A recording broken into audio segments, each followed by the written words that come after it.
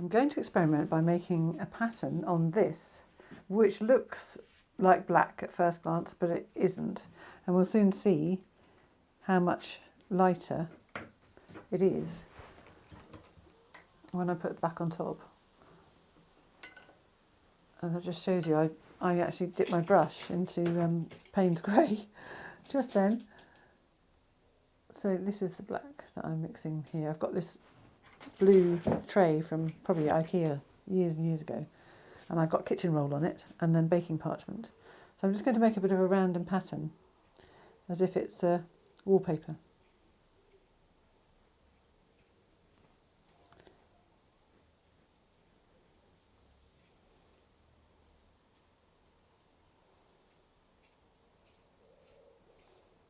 A bizarre sort of wallpaper, but you can see, can't you? You can see on the camera.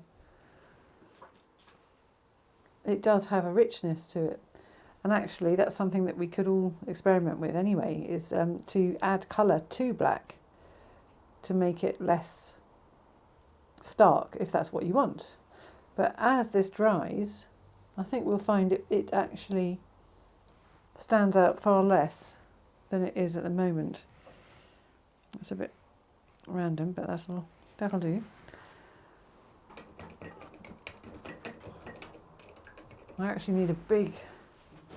I'm going to pretend this is not a real piece. So I'm going to mix up a bit of a bluey black, which is going to look. This is going to look so stark against this. I wonder what it would be like. I'm thinking about a table, you see, on here. That's very blue. It's a lovely colour, but whether it's going to look nice on top of this. I'm not used to painting on what looks like black. Not often. Now, maybe I'll do it that way up. No, I'll do it this way. I'll do it this way.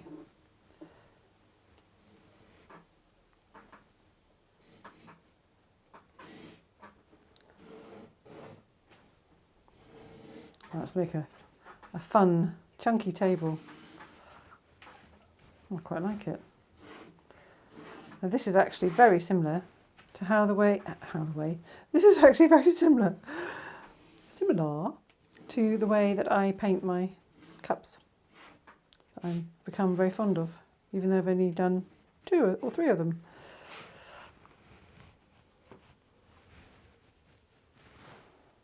I like that. I like the way the black comes through, rather than my made-up black. Yeah, that's quite interesting. Now, if that were a table with a really, really chunky leg like that, sorry about wobbling that, then it would have another one at the back, but it wouldn't show, unless you're seeing the table at an angle, in which case it would show. I'm losing all sense of perspective for discovery and fun.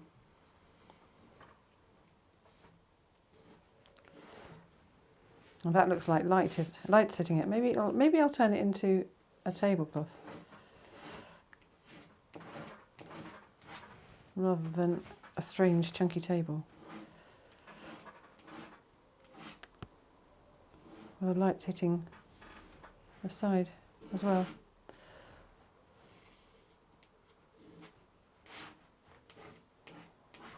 Now, of course, if this is a table, any mug on it is going to be tiny. So I'm not going to keep it like that. I will extend it out to the side so that we don't know where the table starts and ends. This is just an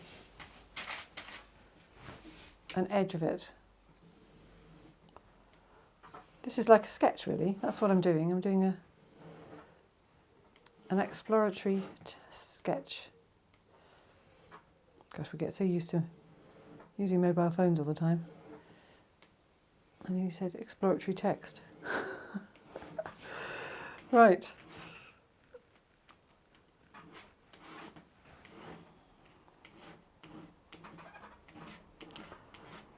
That's nice. Now where is the light coming from in this image? That's what I ask myself. Now, you can see now that the black, apart from that bit there, just lightly dab that, it hardly shows now. And if I bring this up closer, so you can see, you can just about see it there where it was really thick. But that just shows you how close to black you can get without actually using any black. So if you're someone that has a slight aversion to black, I wouldn't say I am really, but I just find it much more interesting to try and create your darks, because you can get some beautiful colours. Right. Anyway, I'm going to reserve judgment. I sound like I've made my mind up, but I haven't. Not exactly. So I think in this instance the light seems to be coming from above, but it doesn't really matter.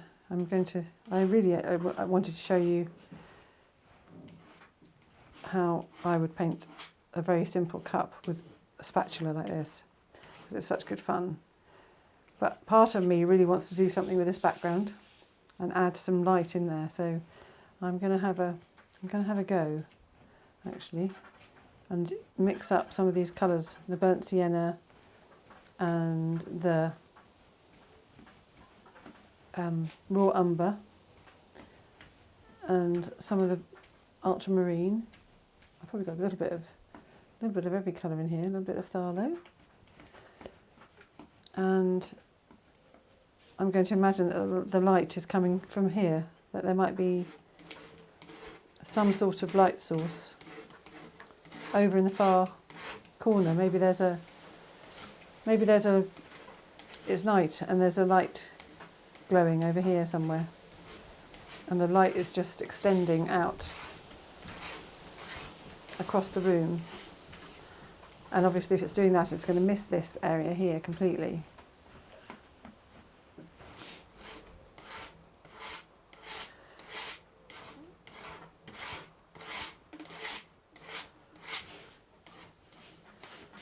And there would probably be quite a bit of warmth in that bit, so I'm going to scoop up some burnt sienna. And of course at the moment I'm just using this spatula. I really should vary it slightly, but this could be a spatula picture, perhaps. I'm just going to get some warmth in there.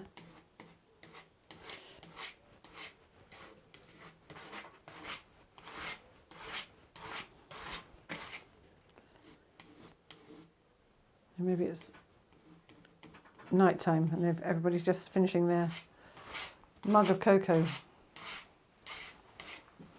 That will do for now. As I say, this is an experiment. It's not necessarily going to ever end up being a painting that anybody wants to buy, but we will see. Now, I'm going to create my first cup, and it's going to be a white one. So I'm not actually using white at the moment. This is Titane Buff, which is a sort of warm cream colour. But before I do, I'm going to see, I haven't got another spatula this size actually. I'm just going to change my mind slightly and do the undercoat. Now, as a lot of you know, ones that have seen me paint or know about me at all and follow my work, I often use pink. There's always some pink in my work. I just love it. I think it's such an interesting colour. You can make some wonderful, warm, orangey, glowing colours with using magenta and cadmium yellow, and some, as you see here, some lovely mauve colours. And also, it's just the best way to make purples if you ever want to use purple. Ooh. Just watch my feet there. Right, so this is going to be the undercoat of the cup. I'm going to put one up here. and make a really simple shape. And it's so lovely, the thick butteriness of the paint. So this is definitely something to experiment with, because you're never going to get a tight, realistic image. And I don't want a tight, realistic image, so this is a surefire way of not having that. And then the next thing, I will let that dry, because I'm going to do more on top of that with the titane buff. There we are. I'm going to use this one. It's a number 6. I don't know what brand it is, RGM, but it's not been looked after brilliantly. But it'll make interesting marks. So I'm going to do a bowl down here with this, and I think I like the idea of doing it in a sienna based colour. So I'll mix that with some of this, and a tiny bit of pink, and a little bit more blue. And of course this is the way, if you're using a very limited palette like this, all the colours are going to look good together. They're all going to harmonise. So you're pretty safe in mixing. And we all know with colour, if you keep mixing all the colours together, you're going to end up with a colour probably a bit like this, the dark. You're going to create a black, but it'll always be a rich black. And obviously I did that deliberately to start with. Right, I'm just going to see what happens with this one. What shape I can make. See, the paint has all gone onto the front with that. So turn it around the other way. Try again. I don't want to give up on the... I can try and use it on the other way, on the other side. Scoop.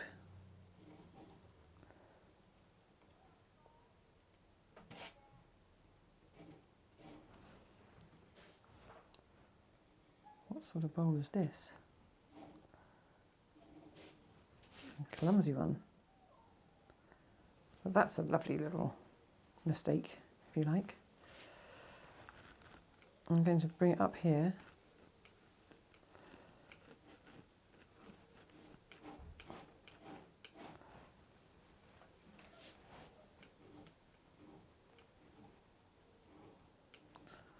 This is something I think I want to draw into, if I can make more paint.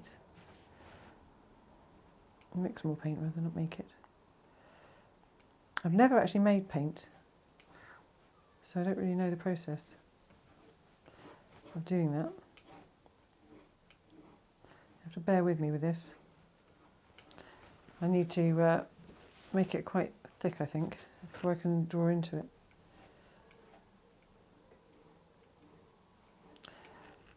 Often things get bigger and bigger and bigger. And that's quite a big bowl. And it's a strange shape. I'm not sure if I like it. Doesn't matter too much right now. Okay, now I'm just going to use the end of the palette knife and see what I can do. Well, quite like that. And then if I draw down here, that could be the edge of the bowl. And then I can paint this out with a pale blue. So this is I often like to get my really scruffy paintbrushes, the scruffiest ones I have, and use them on their sides and get some wonderful marks like that. And just twist it. You get the idea.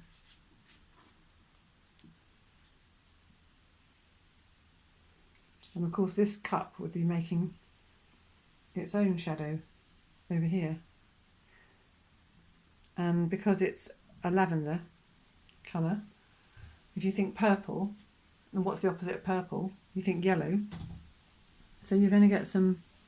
This is the way I think. No one taught me this. This is just what I do. I always think, what is the opposite colour? You know, this is a really pale purple, but I think in its shadow it would have some of its complementary colour, which would be some form of yellow tone. It would be reaching out from over there.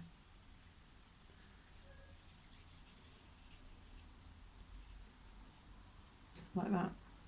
And this is trickier. Let me think. This is greeny blue black. Greeny blue black, it's cold. So its opposite is orange tone. So it's going to be quite similar actually, but darker. So I'm going to add a little bit of, I'm going to get burnt sienna, add a little bit of the pink to keep some cool in, but not too much. And a little yellow. So green, red, you see, that's why I was thinking pink. It's instinct. Sometimes I don't even think it. It's just instinct. Because magenta is close to red, and red is the opposite of green, and this bowl is a real green black colour. So I'm just going to lay this colour down. It's going to look too saturated probably to start with. And imagine how the light would be. It would hit the bowl here. And obviously this is a really strange shape. It's very, as if, you know, your 3-year-old made it. So the shadow is going to be quite unusual probably. It would be in real life anyway. And it would fade a bit here, so I'm going to get some of the blue in there. So it would fade. And maybe here as well, it would be a bit softer. I think that is more light coming in there. So that's what I'll do. But now this has dried enough so I can clean my spatula off. This little chap here, I wanted it to be creamy white. So I'm just going to start with cream. And then I might put a little white on top, but we'll see. So again, the same process, all the way over. Maybe not quite to the edge. Oh, I like that, how it's come down at the bottom. This is unusual. I'm not sure if it works. It will if I keep going and make it more crisp at the bottom. There. Now, I'm just going to flip this spatula around. I'm just going to sit down while I do this, because I want to be a little bit more careful. I'm just going to scratch it into it. Oops. And it's made a really strange square shape, but it's so strong, isn't it? And I'm going to do some stripes through here. I'm not looking at any reference at all, and it's quite joyful for me as someone who was very much brought up to paint realistically. You know, I did the classic, at school I was the person who everyone knew was good at art, you know, one of these. There were 3 or 4 of us, and I got the art prize one year, which was lovely. I think that's the only time I've ever won anything like that, except, oh no, I won a fete once, my entry when I was about 12, and then what else did I win? What else have I won? Oh yeah, a hat. I won a hat once from a magazine, which I was really thrilled with until it arrived, and then I realised it was too tight for my head.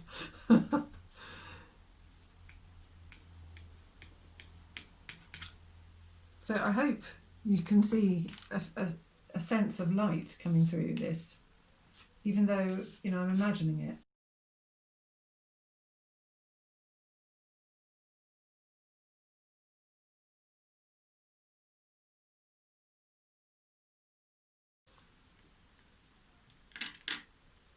Anyway, yes, it's delightful for me to paint in this way, because for years, I've been painting for about 30 years, for years, I just was afraid of this sort of painting. I just thought, how do people do it? Don't they have something? Do they have something set up in front of them always? I mean, how do they? I just found it. It was just beyond me.